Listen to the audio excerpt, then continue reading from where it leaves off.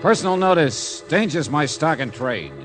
If the job's too tough for you to handle, you got a job for me, George Valentine. Write full details.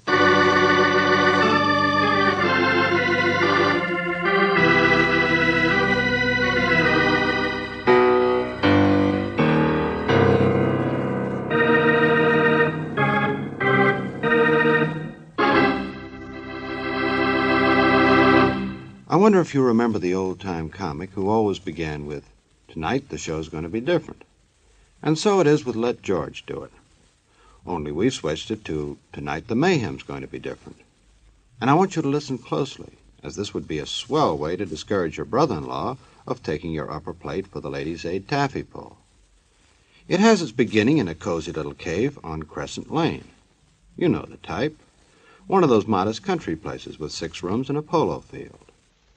As our story opens, a nervous young filly is writing a letter to George Valentine. For this, she is using a very special pen. It not only writes under water, it also writes under blood.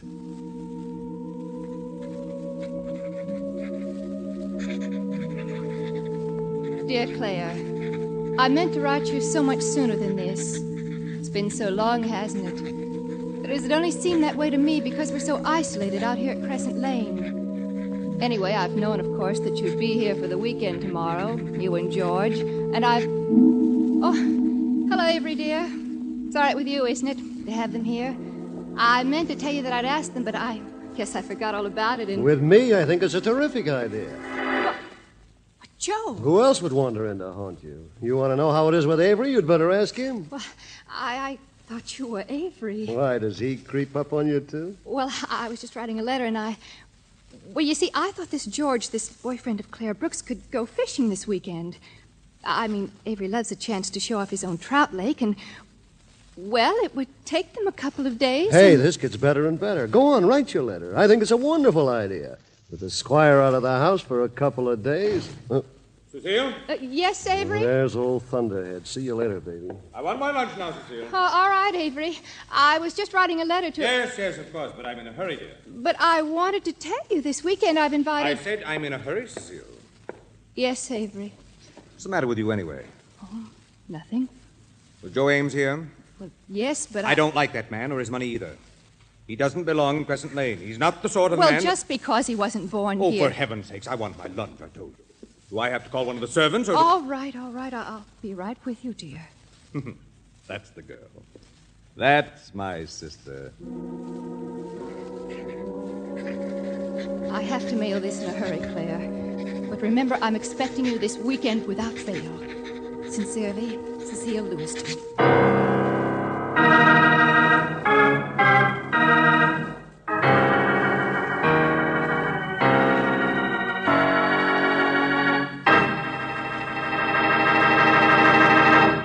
This gal Cecile may have the whips, but she ain't so dumb. She figures by inviting Brooksy, Valentine's girl Friday, for the weekend, she will still have Joe Ames, her boyfriend, Monday. Wonder how the plan will set with Brother Avery, though. I bet not half so well as the plan my friend here has for you. My friend, I think you'll go far with that kind of talk.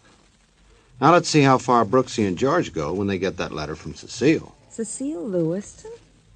I just don't know her. You don't know her. But then why would she write as though you were an old friend? I don't know. I tell you, I've never even heard of her. Uh-huh. Well, I've heard of an Avery Lewiston up there in Crescent Lane. Big shot among big shots. Sportsman stuff. You, too, can wear trees. I know. Wait a minute. Someplace in the paper here. I read it. What? Yeah. Here it is. Yeah, society section. Where else? Oh, let's see. Prominent Crescent Lane bachelor who will preside at the hunt club. That's him, all right. The early George Apley, mustache and all, distinguished looking. Look, George, there she is. Huh? There, holding the bridle of the horse in the background. Oh, yeah. Miss Cecile Lewiston. Well, she's not very attractive, is she? But she writes as though you were a friend. All right, come on, Angel. Let's find out why.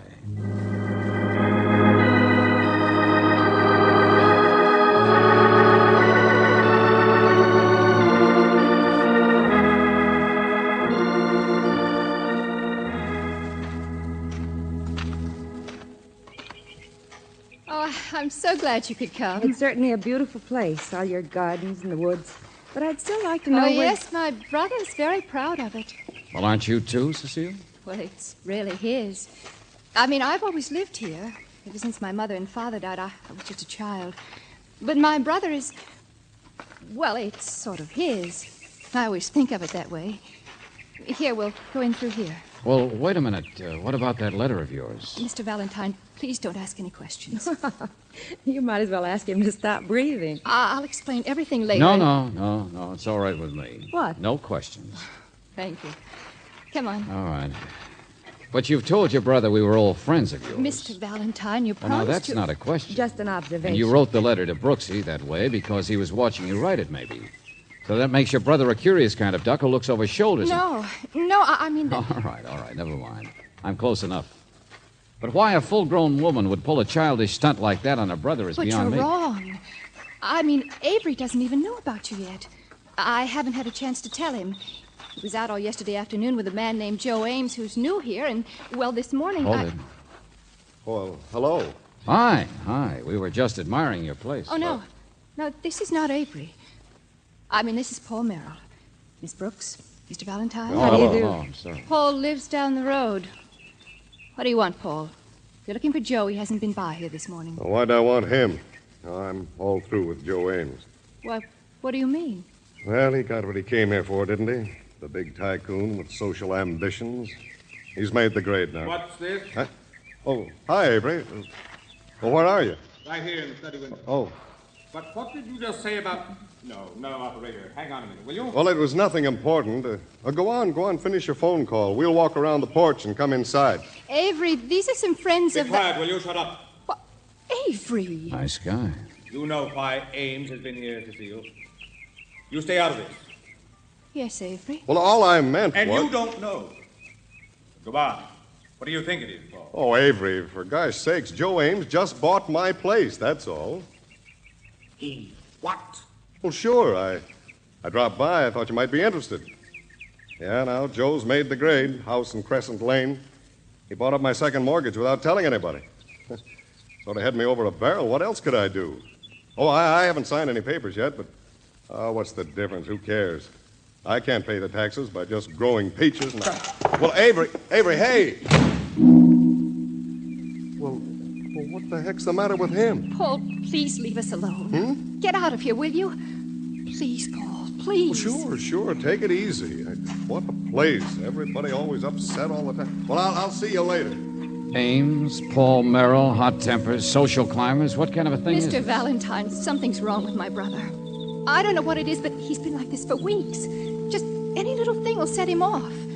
I mean, he doesn't care about Paul Merrill selling his property any more than I do. That's what I wanted you to do this weekend. Take him fishing, make him get away from here. Why, Avery hasn't left this place for years, not even for horse shows out of town. Hey, slow down, will you? Tell Brooksy, not me. Oh, Mr. Valentine. Don't mind if I climb in the window, do you? I want to make a phone call. George, what are you talking about? A guy has to be pretty upset to just drop a phone without hanging it up. Oh. Hello, operator. Do I still want to talk to police headquarters? No, never mind, thank you. Police headquarters? Cecile, why would your brother be talking to... Cecile. George, she's gone. Yeah. Listen. Hey, 5 shots. Sounds like it's over in one of those sheds. Stay here, Brooksy.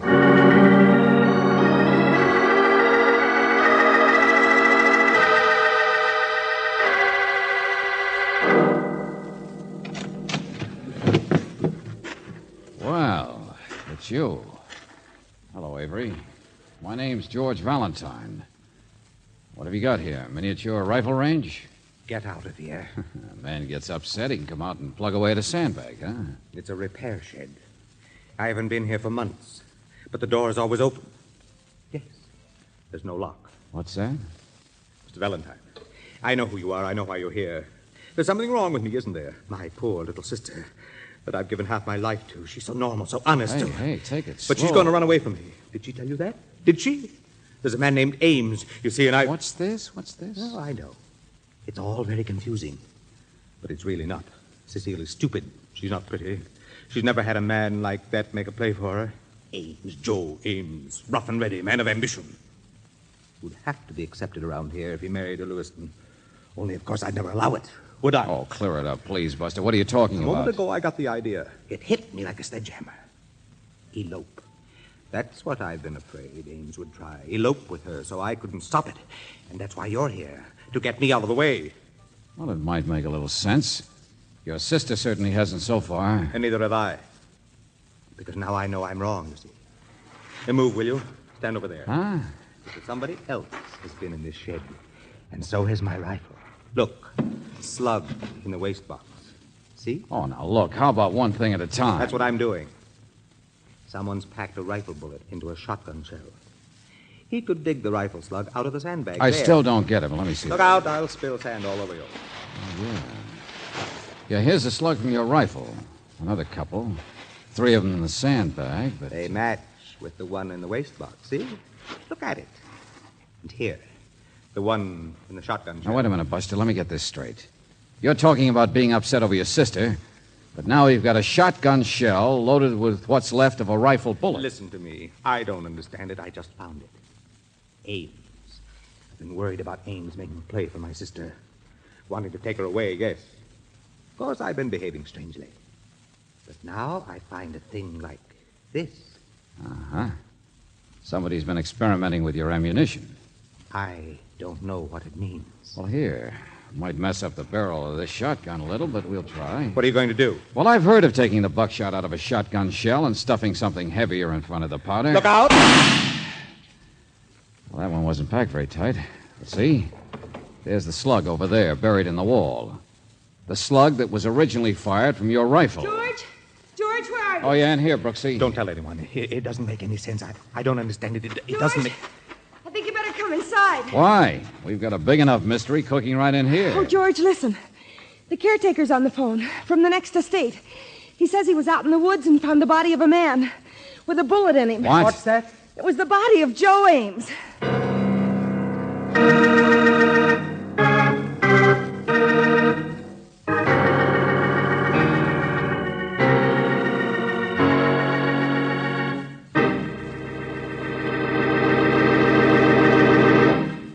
You know, this piece of news is going to come as a big shock to Cecile. Here she was, all ready to marry Ames, and he often elopes with an angel. Poor girl. In her present mental state, she's liable to toss convention to the winds and get on her broom and join him. However, here's a fellow who doesn't need a broom to take a flyer. He does it with words. Sweep a syllable this way, pal.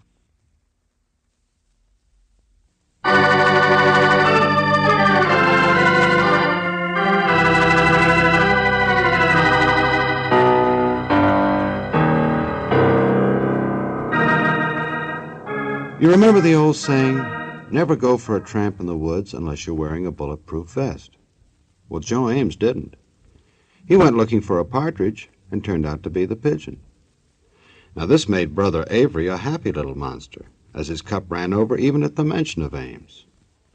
All of this came to pass just because George and Brooksy got a weekend bid from Cecile, a hysterical female who's just itching for a jacket that buttons down the back. 2 minutes in these surroundings would have told anybody to get your bustle back to town. But not our George. He took a shot in the dark and stayed. Meanwhile, someone took a shot in the woods and didn't. Was it murder? Was it suicide? I don't know. Mr. Worth, the local constable, thinks it was an accident. How about you, Brooksy? Avery Lewiston made some sort of a phone call to the police, or was going to earlier. Remember, George? I already asked Mr. Worth about that, Angel. Yeah, Avery's been pestering us, trying to find out all the facts about this Joe Ames. That's about all. Yeah, that's what he told me, too. What do you mean facts about Joe Ames? Well, Ames has made a lot of money back east, you see. I guess Avery hoped somebody would tell him Ames was crooked. But Ames wasn't, huh? Oh, no, of course not. You know, just a bit rough, ambitious.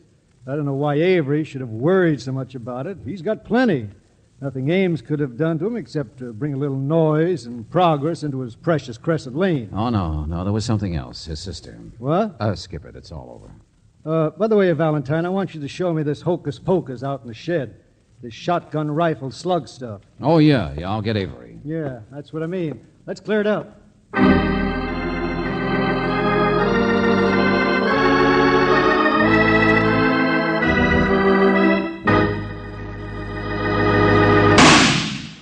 that's it.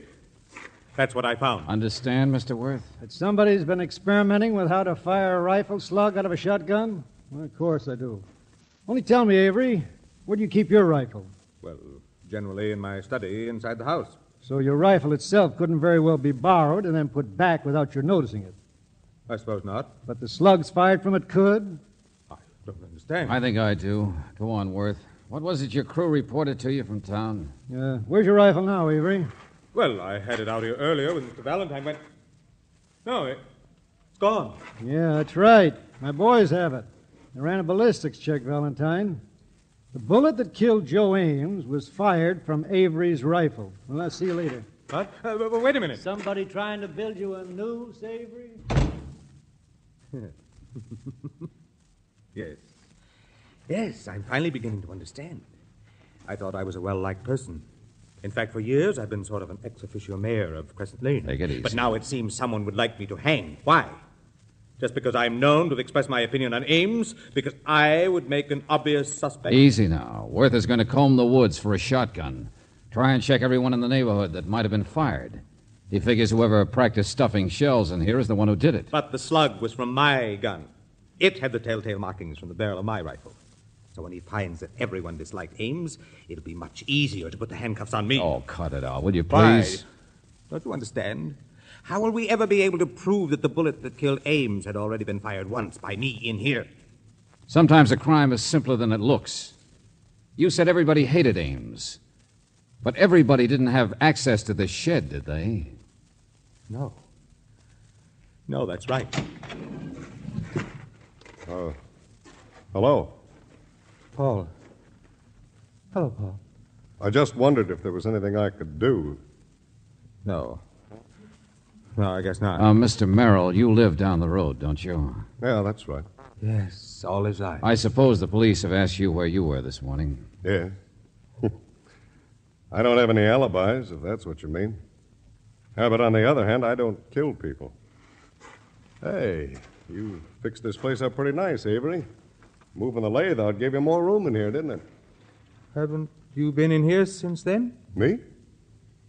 Well, no, why would I? Now, what's going on anyway? I'm not interested in guns, if that's what you mean. But you're a neighbor. You're around here all the time. Well, now, let's get it clear. What do you mean? No, Valentine. It's ridiculous. Paul and I have nothing in common. As for my sister, she actually goes out of her way to avoid him. There must be others. I was thinking that Mr. Merrill and Joe Ames had something in common, that's all. What's that? Yeah, that business of the property. Oh. Oh, now, look here. He forced me to sell. What of it? I don't mind getting out of here. I've been full of Crescent Lane all my life, and I'm sick of it. Well, just because he didn't give me as much money as... Oh, I'm getting out of here. I'm sorry I can't help you, Valentine. Paul. No, let him go, Avery. It's about all over anyway. What? Yeah, sometimes a crime can be so simple. And the simple way is the only way I can figure it. Well, where are you going? Oh, what do you mean that it's... To see an old friend that I didn't meet until today. Your sister, Avery.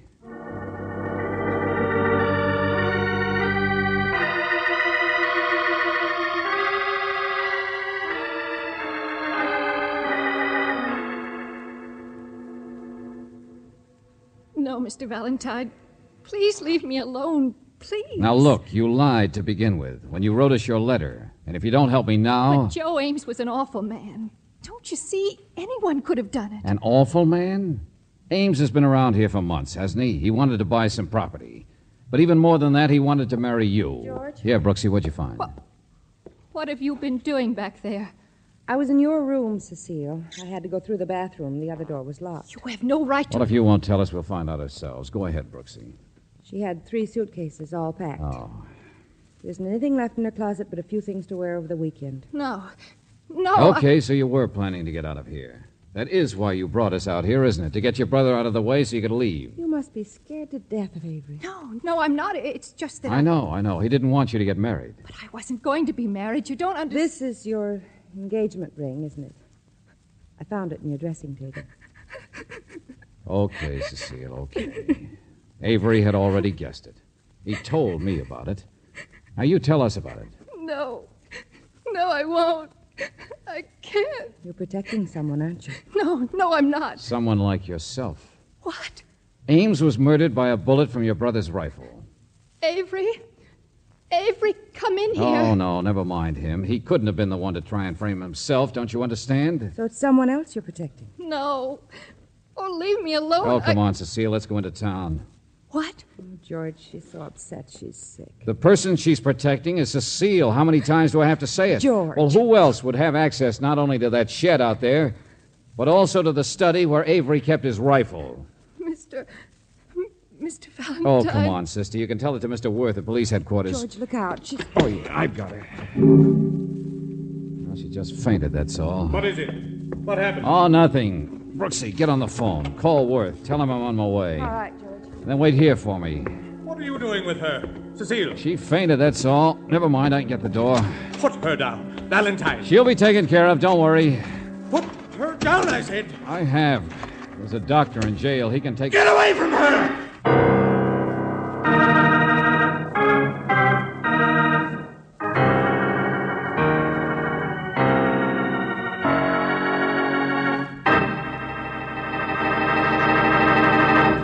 Will George get away from her? Will Avery give it to him in the end? Boy, doesn't a situation like this kind of get you deep down inside? Well, in case it didn't, maybe what my friend here has to say will.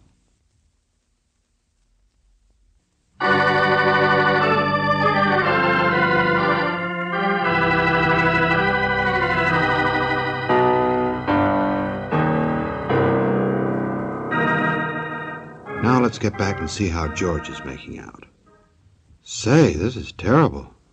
He's still standing there. Get away from her! Well, where did you get the shotgun? Smells. Found it out in the woods. Just bringing it to show you. Well, don't wave it at me like that. Hey, what's that shotgun loaded with? Buckshot?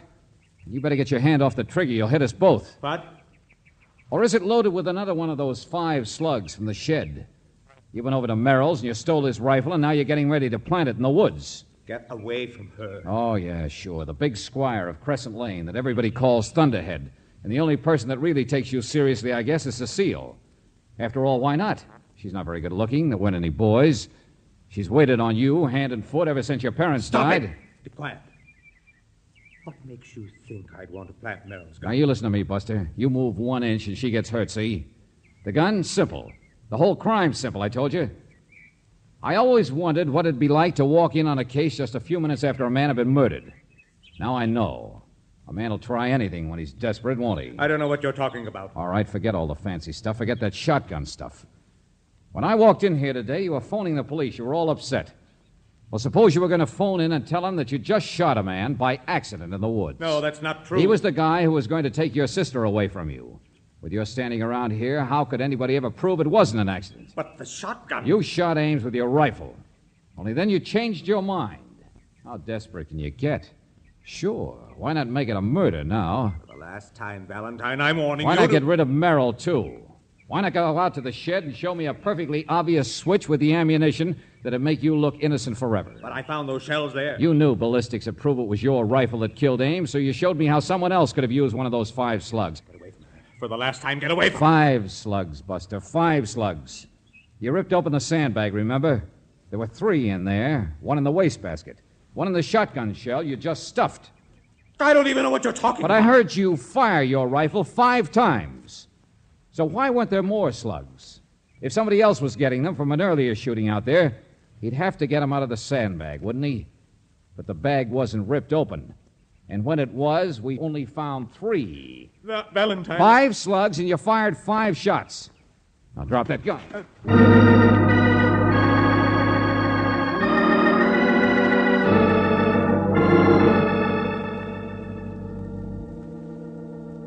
Oh, Mr. Valentine, I knew he must have done it.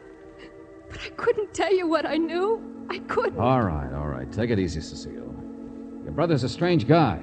I guess you know that better than anyone else. But you don't need to explain anything. Not even why he suddenly decided to make his simple crime look like a murder. He made quite a mistake, didn't he? Mistake? George, what do you mean? Haven't you figured that out, Angel? Well, come on. I'll tell you on the way out.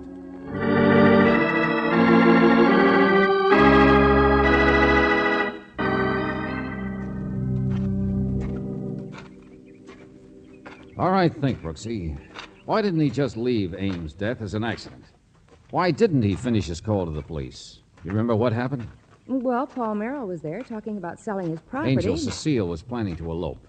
Now, would the man she'd elope with buy property right near the murderous brother they were running away from? Oh. Yeah, that's what hit Avery like a sledgehammer. But on the other hand, why would Merrill be perfectly willing to sell at a bad price and get out? Now you have it. But she and Merrill were so cool toward each other. Well, if it was necessary to elope, it'd also be necessary to put on an act, wouldn't it? Avery never even guessed until that moment.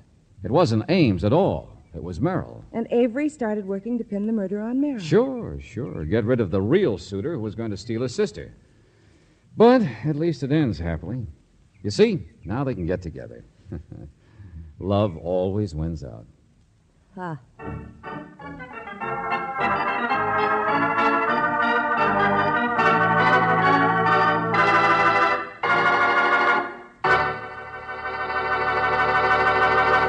You know, it's amazing to me how Valentine can romp his way through a million clues, then top it off by saying the wrong thing to Brooksy.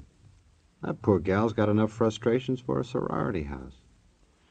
Oh, well, time will tell. And I've got just enough time to tell you that Robert Bailey plays George Valentine with Virginia Gregg as Brooksy. David Victor and Jackson Gillis wrote the story, and Eddie Dunstetter gave you a shot or two at the organ. Now, this is yours truly inviting you to another visit with Valentine, when you will again hear what happens when you let George do it.